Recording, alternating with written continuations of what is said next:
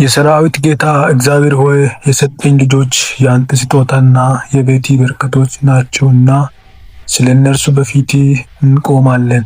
አቤቱ ጌታ ሆይ በዚህ በክፉ ዘመንና ግራ በሚያጋባ ዓለም ውስጥ ልጆቻችንን ለመለኮታዊ ጥበቃ እንድታጥራቸው እንማጸናለን።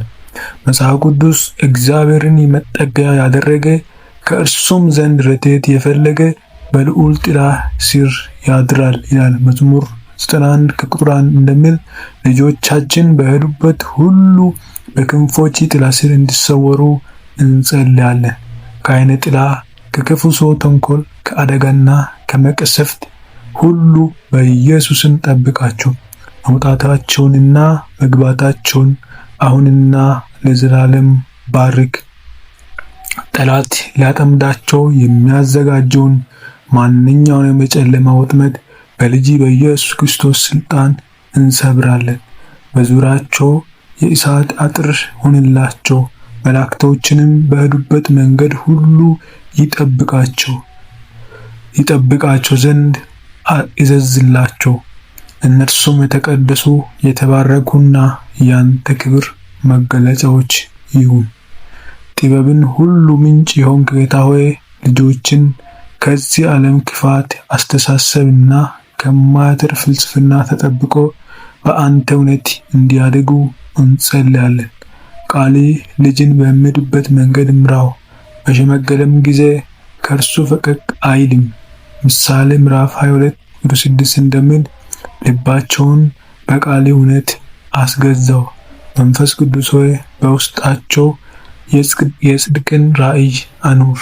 በእኩዮቹ ተጽዕኖ ከሱስና ከጥፋት መንገድ ጠብቃቸው። በልባቸው ውስጥ ፍቅርህን፣ ትሕትናህንና ቅድስናህን አትምባቸው። በታላቅ ጥበብና ማስተዋል ሙላቸው። በትምህርታቸውም ሆነ በኑራቸው ከሁሉ የላቁና የተለየ እንዲሆኑ ጸጋህን ይርዳቸው።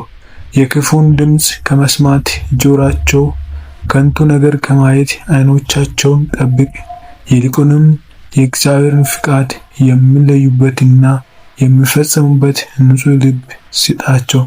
በቤት ውስጥ የሚበቅሉ እንደ ወይራ ተክሎች ያድርጋቸው። ሁሉንም የምትችል አምላክ ሆይ ልጆቻችን ለታላቅ ዓላማና ለክብር እንደፈጠርካቸው እናምናለን።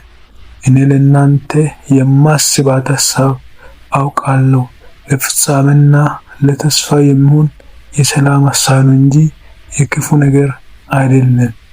ኤርምያስ 29:11 እንደሚል ቃል በልጆቻችን ላይ ያለ በጎ ፍቃድ ይፈጸም፣ ለሀገራቸውና ለወገናቸው በረከት እንዲሆኑ የወንጌል ብርሃን እንዲበራላቸውና በዘመናቸው ተጽዕኖ ፈጣሪዎች እንዲሆኑ እንጸልያለን።